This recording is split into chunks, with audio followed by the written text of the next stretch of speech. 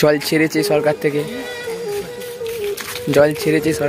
এখন জল যে ছেড়েছে পুরো আমাদের সান্নিহারতলা ঘাট পুরো ওই যে ডুবে গেছে। আমাদের যে বসার জায়গা পর্যন্ত পুরো দেখতেই পাচ্ছেন, সামনে বসার সিটগুলো পর্যন্ত পুরো ডুবে গেছে। বন্ধুরা তোমরা দেখতেই পাচ্ছ সান্নিহারতলা ঘাটে এসে গেছি। তো ওই যে আমার দোকান সামনে দেখতে পাচ্ছ, তো দোকান বন্ধ করার পরে একটুখানি পার্কের নিচের দিকে নেমেছি। এখানে তোমরা এই জল দেখো, যে জল ছেড়েছে সরকার থেকে,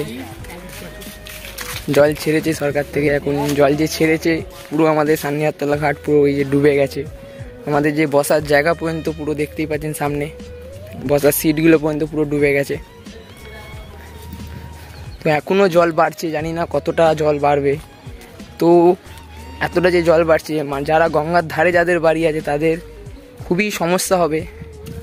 তাদেরকে একটুখানি যদি সরকার যদি একটা আগে থেকে কিছু জানানোর ব্যবস্থা করতো বা কিছু, আচমকা জল ছাড়ছে তবে খুব কিছু বলার নেই। তবু পার্কের সাইড সিনটা দেখুন কত সুন্দর লাগছে, দেখতেই পাচ্ছেন পুরো ডুবে গেছে এলাকা।